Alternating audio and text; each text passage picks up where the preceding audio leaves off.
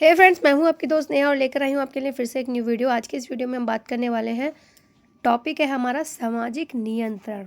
इसके ऊपर हम बात करेंगे। और जो लोग भी वीडियो फर्स्ट टाइम देख रहे हैं, welcome to my YouTube channel sociology notes, जहां पर आपको मिलती है सोशलॉजी नोट्स से रिलेटेड प्रॉपर वीडियोज़ और बीएड नोट्स से रिलेटेड प्रॉपर वीडियोज़ और हिंदी सीरीज़ भी हमारे चैनल पर चल रही है। तो जिनको भी कोई भी टॉपिक पर वीडियो चाहिए, प्लीज़ कमेंट में अपना टॉपिक मेंशन कीजिए और उसके ऊपर मैं वीडियोस बनाने की पूरी कोशिश करूँगी। अपना कमेंट ज़रूर करा करिए। अगर आपको मेरी वीडियो कहीं भी हेल्पफुल है, आपको अच्छी लगती हैं, तो अपना एक प्यारा सा कमेंट ज़रूर कीजिए, ताकि मुझे आपके कमेंट से काफ़ी मोटिवेशन मिलता है। तो चलिए स्टार्ट करते हैं अपनी आज की वीडियो। देखिए, सामाजिक नियंत्रण का क्या अर्थ होता है। देखिए, कोई भी साधन या संस्था जिसके द्वारा व्यक्ति व समूह की क्रियाओं को सामाजिक प्रतिमानों के अनुरूप संपादित करने के लिए बाधा किया जाता है, यानी कि बाधित किया जाता है, सामाजिक नियंत्रण कहलाता है।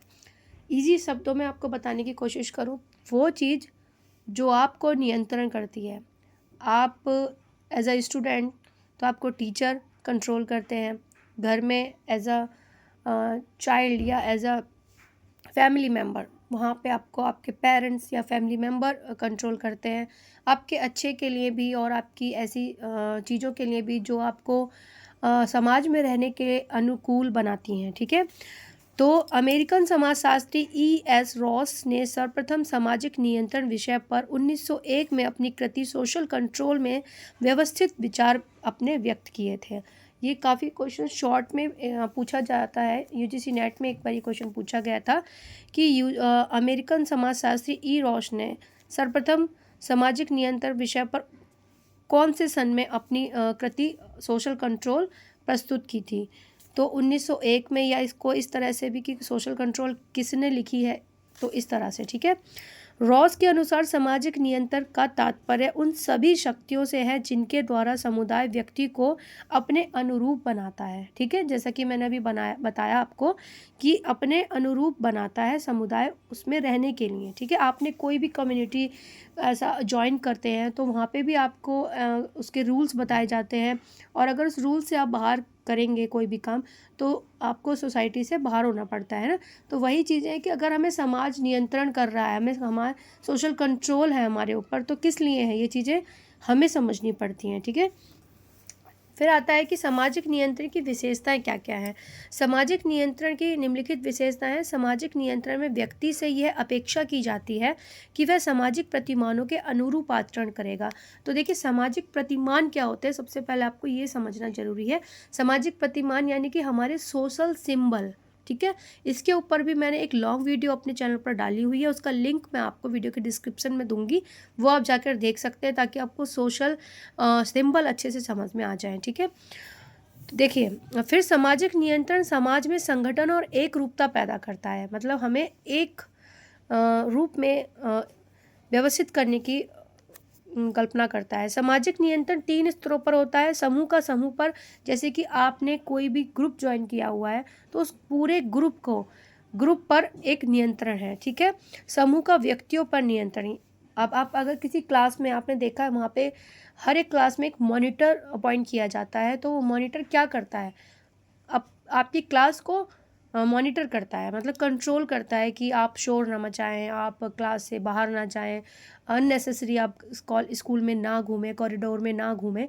तो इस तरह से वो चीज़ें कंट्रोल करता है, ताकि टीचर का थोड़ा सा बर्डन कम हो जाता है ना। तो क्या यहाँ पे समूह का व्यक्तियों पर नियंत्रण, जैसे कि भई मैंने बताया कि, और व्यक्तियों का व्यक्तियों पर नियंत्रण। तो व्यक्तियों का व्यक्तियों पर नियंत्रण आता है कि मॉनिटर का क्लासरूम पर नियंत्रण, और समूह यानी कि टीचर का आपकी पूरी क्लास पर नियंत्रण, या प्रिंसिपल का आपके पूरे स्कूल पर नियंत्रण, है ना। तो ये तरह है, समूह से समूह का नियंत्रण, और समूह से व्यक्ति का नियंत्रण, और व्यक्ति से व्यक्तियों का नियंत्रण। ठीक है। तो क्योंकि एक मॉनिटर है और कई सारे बच्चों को मॉनिटर कर रहा है वो, तो इस तरह से। ठीक है। फिर आता है हमारा कि सामाजिक नियंत्रण के लिए दंड व पुरस्कार दोनों विधियों का प्रयोग किया गया है। जैसा कि मैंने अभी बताया कि जब हम कोई भी ग्रुप ज्वाइन कर रहे हैं, या हम समाज में रह रहे हैं, हम किसी भी रीति रिवाज को हम फॉलो करते हैं, हम किसी भी कम्युनिटी के सदस्य हैं, अगर हम उससे अगेंस्ट कोई भी काम करते हैं तो उन चीज़ों के लिए हमें दंडित भी किया जाता है। और अगर हम उस कम्युनिटी में रहकर कोई अच्छा काम करते हैं तो उसके लिए हमें अवॉर्डेड भी किया जाता है, यानी कि हमें पुरस्कृत भी किया जाता है। ठीक है। तो नेक्स्ट आता है कि सामाजिक नियंत्रण द्वारा विपथगामी प्रवृत्तियों पर अंकुश रखा जाता है तथा उन्हें कुचल दिया जाता है। जैसा विपथगामी वर्ड आपको थोड़ा सा सुनने में कंफ्यूजिंग लग रहा होगा, लेकिन विपथगामी मतलब वर्ड ये है कि आपको ऐसे मार्ग से भटकने के लिए कंट्रोल करता है जो आप, जैसे कोई कहता है कि भाई कोई ड्रिंक करने लग गया या कोई ऐसे काम करने लग गया, चोरी चकारी या कोई फ्रॉड, ऐसी चीज़ें करने में, तो जो आपके ऊपर सोशल कंट्रोल करे हुए हैं वो लोग आपको इन चीज़ों से बचा कर रखते हैं, है ना। वो इन चीज़ों को ख़त्म कर देते कि भाई हमारी कम्युनिटी में अगर आप हो तो आप ड्रिंक नहीं करोगे, आप ऐसी कोई चीज़ें नहीं करोगे जो हमारी कम्युनिटी से अगेंस्ट जाएं। तो वो चीज़ में आप कंट्रोल रहेंगे, आपको पता है कि अगर मुझे यहाँ रहना है तो मुझे ऐसे काम नहीं करने हैं, तो आप ऑटोमेटिकली अपने आप को ठीक रखेंगे, है ना। तो सोशल कंट्रोल होना हमारे लिए ज़रूरी भी है। और बहुत, हम यूँ कहें कि हाँ, अगर हम समाज में रह रहे हैं तो हम अच्छे काम तभी करते हैं जब हमारे ऊपर किसी का कंट्रोल होता है। हमारे पेरेंट्स जब हम पे कंट्रोल करते हैं तभी हम लाइफ में पढ़ पाते हैं, अचीव कर पाते हैं कुछ। तो हमारा जन्म से लेकर मृत्यु तक हमारे ऊपर किसी ना किसी का कंट्रोल होना ज़रूरी है। ठीक है। क्योंकि हर एक व्यक्ति इतना समझदार नहीं होता कि वो अपने आप हर चीज़ को जज कर पाए, तो उसके पीछे कोई ना कोई होना चाहिए। इसीलिए as a teacher, as a family member, as a parents, as a सामाजिक नियंत्रण, जैसे हमारे उसमें कानून बने हुए हैं वो भी हमारे लिए एक सोशल कंट्रोल का काम करते हैं। हमारी सरकार है वो हमारे ऊपर सोशल कंट्रोल का काम करती है। तो ये कहीं ना कहीं चीज़ें बनी। अब पुलिस, अगर कोई भी काम ऐसा बुरा हो जाता है तो उसको बोलते हैं कि पुलिस आकर हमें दंडित करती है। तो ये सारी चीज़ें सोशल कंट्रोल के अंतर्गत आती हैं। देखिए, सामाजिक नियंत्रण से तनाव एवं संघर्षों को कम कर सहयोग स्थापित किया जाता है। जब आप किसी स्ट्रेस में होते हो, आपको कोई बात बुरी लग जाती है या आप किसी ऐसे काम में फंस जाते हो, तो आपको जो आपके अपने हैं वो वहाँ से निकालते हैं, वो वहाँ से आपको निकालने के लिए पूरी जान लगा देते हैं, है ना।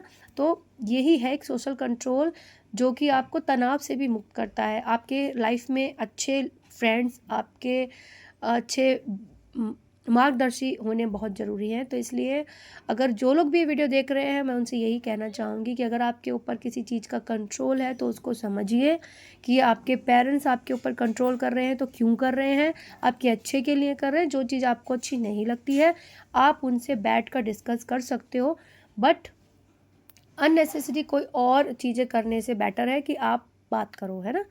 तो डिप्रेशन में जाने की बजाय आप बात करो। नेक्स्ट है हमारा कि सामाजिक नियंत्रण के उद्देश्य, आवश्यकता एवं महत्व। कई बार लोग कहते हैं कि हम किसी के कंट्रोल में नहीं हैं, है ना। तो हमारे ऊपर किसी का कंट्रोल नहीं है तो वो लोग कहीं ना कहीं लाइफ में भटक जाते हैं, आगे चल के उनको अकेलापन फील होता है और कई सारी ऐसी चीज़ें होती है कि ऐसे लोग डिप्रेशन में चले जाते हैं। तो कहीं ना कहीं आप ये सोचिए कि हम बंधना नहीं चाहते, तो प्लीज़ ये थॉट अपने माइंड से निकालिए। और अगर आप स्टूडेंट हैं और मेरी वीडियो देख रहे हैं तो आपको बहुत ज़रूरी है ये समझना कि आप अगर किसी कॉलेज स्कूल में हैं तो आपके टीचर अगर आप पे कंट्रोल करते हैं तो आपके अच्छे के लिए करते हैं। तो क्योंकि जब आप कुछ बन जाते हैं तो ये चीज़ें आपको तब समझ में आती है ना। जब आप पेरेंट्स बनते हैं तब आपको ये चीज़ समझ में आती है कि हमारे पेरेंट्स हमारे ऊपर कंट्रोल करे हुए थे तो हम यहाँ तक पहुँचे हैं, अगर नहीं होता तो शायद हम भटक जाते हैं ना।